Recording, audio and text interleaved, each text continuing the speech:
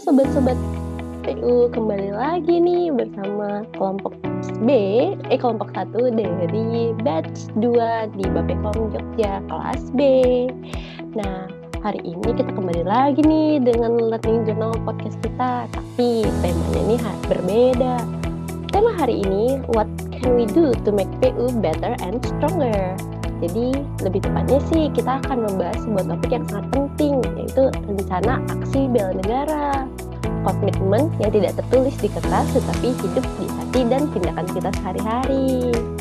Nih, coba nih. Tapi kita masih bersama dengan 6 narasumber yang kemarin loh. Nah, mungkin untuk 5 indikator yang kita bahas ini yaitu 1. Cinta tanah air, 2. Sadar berbangsa dan bernegara, 3. Setia pada Pancasila sebagai ideologi negara, 4. Rela berkorban dan bangsa dan negara, dan 5. Kemampuan awal bela negara nih. Coba deh guys, para narasumber ini, untuk kegiatan kalian yang kalian lakukan sehari-hari, cinta tanah air itu gimana ya? Untuk bela negara yang bisa kita lakuin ya terkait dengan cinta tanah air, mungkin jaga kebersihan kali ya, karena kan kebersihan itu sebagian dari iman. Jadi mungkin dengan menjaga lingkungan kerja kita agar tetap bersih, agar tetap terawat, itu kan bisa mencerminkan bahwa kita juga mencintai tanah air kita merawat dan menjaga lingkungan. Tapi mungkin dari teman-teman lain ada tambahan apa yang kita lakukan terkait cinta tanah. Kalau aku biasanya beli produk dalam negeri sih Mbak, karena terngiang-ngiang bapak-bapak yang pakai batik yang cintai produk-produk Indonesia itu sih Mbak. Nah, kalau aku suka beli jajanan-jajanan Indonesia banget, kayak misalnya cimol, sempol. Aku nggak tahu sih tapi di tempat kalian ada sempol apa nggak, tapi sempol enak parah. Nah, kalau aku nih kan aku kan jafungnya di PBJ juga. Nah, salah satu bentuk cinta tanah airku yaitu menggunakan produk dalam negeri dan teknologi lokal dalam setiap proyek pembangunan yang diwujudkan dengan adanya batas minimum TKDN. Jadi nanti TKDN-nya batasnya ditinggikan gitu. Kalau bisa 100% ya Mas Rifki ya. Betul, 100% buatan Indonesia. Nah, aku setuju banget tuh sama Mas Rifki. Jadi kalau di jalan itu kan biasa kita dulu impor ya aspalnya dari Singapura atau refinery dari Shell misal ya gitu. Cuma kan sebenarnya kita punya asbuton tuh. Jadi kita sebisa mungkin memanfaatkan asbuton, ditingkatkan kualitasnya daripada kita impor dari produk luar kayak gitu sih. Kalau dari aku ya.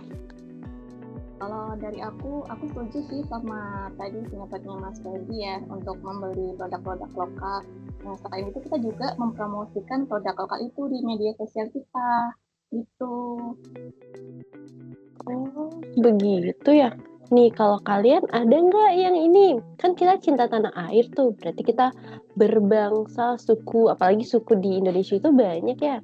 Ada nggak dari kalian yang pakai baju adat pas hari Selasa pertama di bulan itu? Ada nggak yang udah? Semuanya Waduh, semuanya bagus. Berarti kita harus mengikuti pakai peraturan di karena kan Kementerian kita Umum.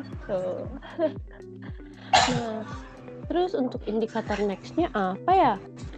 Sadar berbangsa dan bernegara. Coba deh Mas Fadli, kalau untuk sadar berbangsa dan bernegara itu gimana ya tindakan dan sikapnya?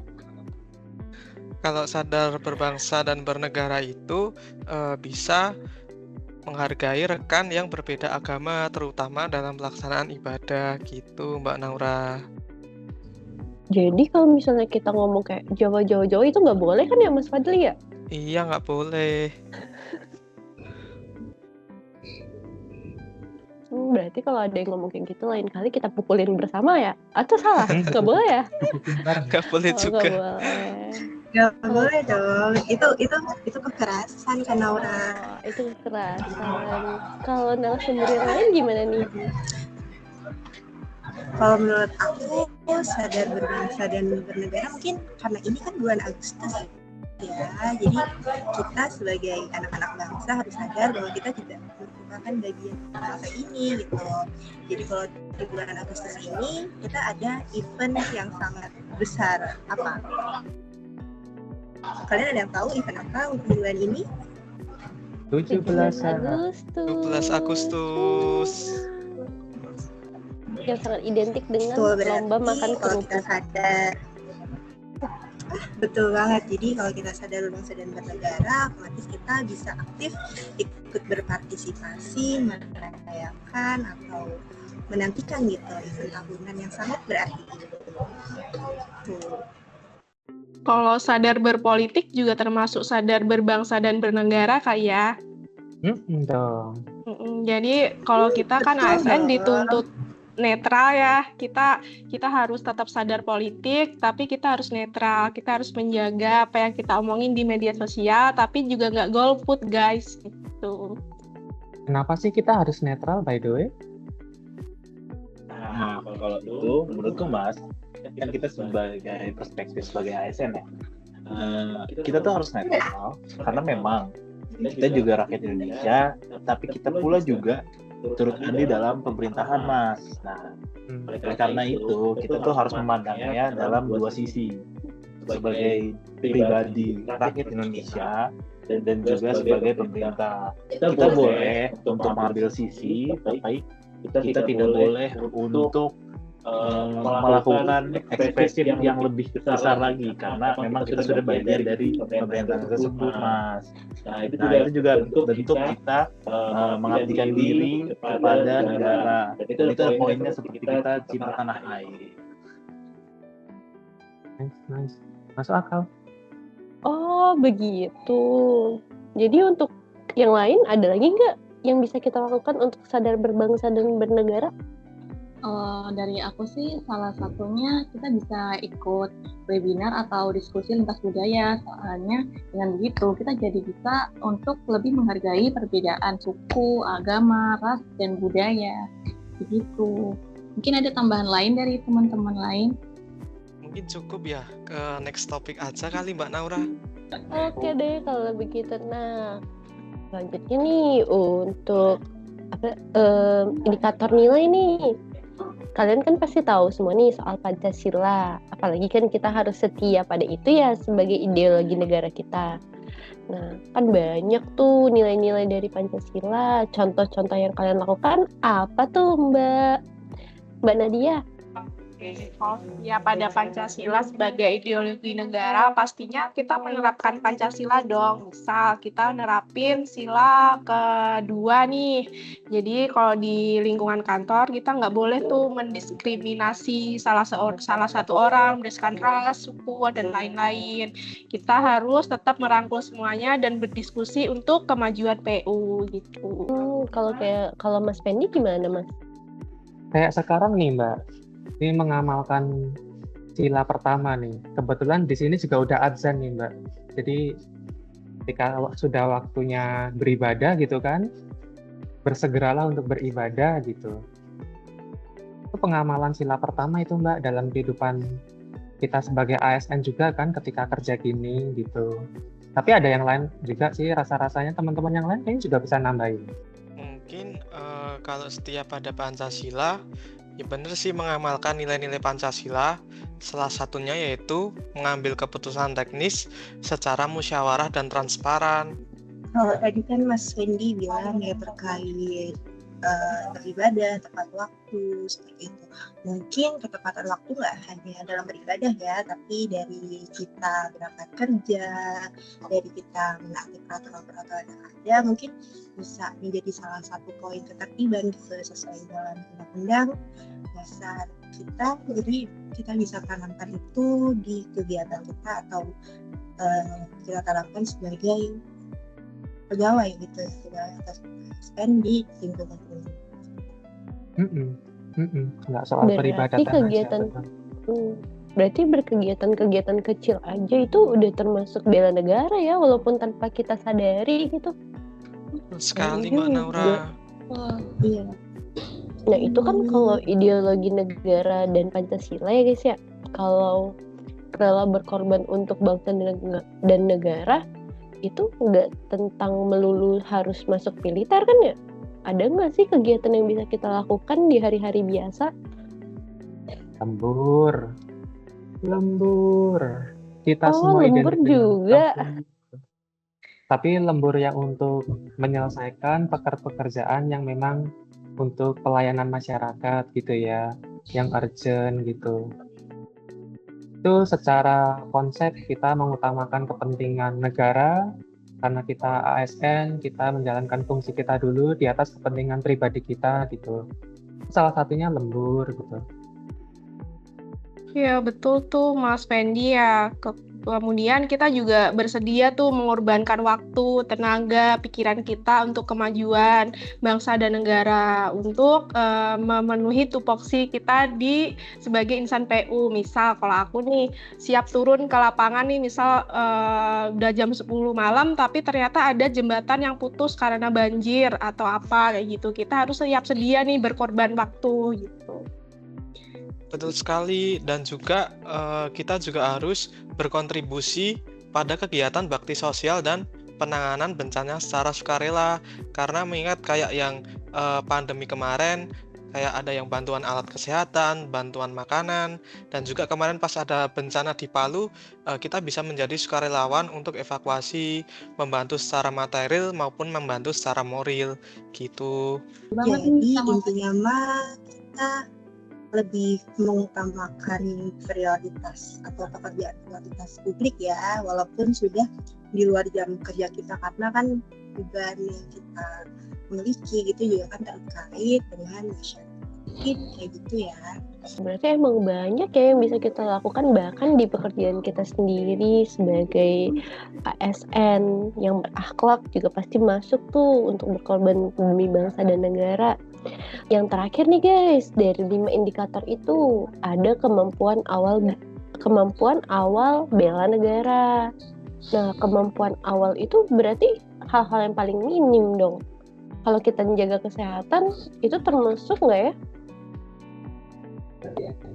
Iya betul banget Mbak Naura, itu termasuk salah satu indikator kemampuan awal bela negara. Contohnya kita seperti mengikuti senam atau olahraga rutin untuk menjaga kesehatan dan kebugaran sebagai bentuk kesiapan bela negara. Selain itu ada lagi nggak ya? Mas Fendi, Mas Fadli, Mas Nazif, Mbak Amel, Mbak Nadia yang bisa aku turutin nih di kehidupanku sehari-hari? Aku ada Mbak. Nah, kalau aku ya sebagai bentuk bela negara ini, aku sebagai ASN juga kan Javungnya kebetulan API ya. Aku turut serta membantu pengusahaan jalan tol nih. Karena kebetulan aku API dan aku di bidang investasi. Kalau menurutku intisari yang bisa aku ambil adalah kita kemampuan kita sebagai ASN dengan core atau keahlian masing-masing itu udah cukup membantu atau membuktikan kepada negara bahwa kita berkontribusi langsung nih kepada negara, dan menurutku itu juga termasuk poin bela negara. Nah itu kan kalau Mas Nazif, kalau yang lain ada nggak? Kalau menurutku kemampuan awal bela negara yang simple, misal kita bisa hadir tepat waktu ketika di kantor, terus mematuhi aturan kerja dan menyelesaikan tugas sesuai tenggat waktu yang ditentukan. Jadi kita harus disiplin gitu Mbak Naura. Waduh, yang barusan tuh sedikit menyindir banyak orang ya Mas Fadli ya, yang tidak tepat waktu nih kalau janjian. Apalagi kan di Indonesia kata-kata OTW itu agak rancu ya. Nah, on the way tapi masih di kamar mandi. Iya. Oh ya, selain yang dibilang Mbak Salma tentang fisik, kita harus mengupgrade fisik kita juga harus mengupgrade kemampuan otak kita gitu.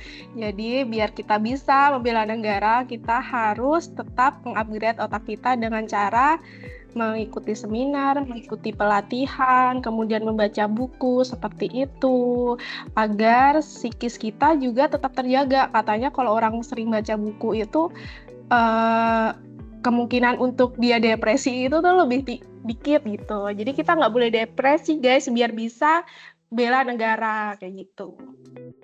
biar mental health-nya terjaga Iya, ya. betul. Cara agar tidak depresi gimana karena dia Nah, banyak tuh caranya Mbak Amel. Kalau kita nggak mau depresi atas kerjaan, akan kerjaan, berarti kita harus bisa memanage kerjaan itu dengan baik. Misal, kita harus bekerja dalam tim dengan baik. Karena kita kan nggak kerja sendiri ya guys. Kita punya banyak orang di PU ini, di divisi kita tuh banyak orang. Jadi kita harus bekerja tim dengan baik. Kemudian kalau ada kesulitan, harus diskusi, ngomong ke yang lain gitu. Misal ke Katim curhat gitu gimana gitu. Ada lagi. Yo, apa tuh? Nih, salah satu caranya adalah kita fokus ngendaliin apa yang bisa kita kendaliin gitu. Contoh, Senin sampai Jumat jamnya kerja. Sabtu Minggu waktunya liburan, fokus liburan gitu. Jangan ngusik-ngusik pekerjaan terus.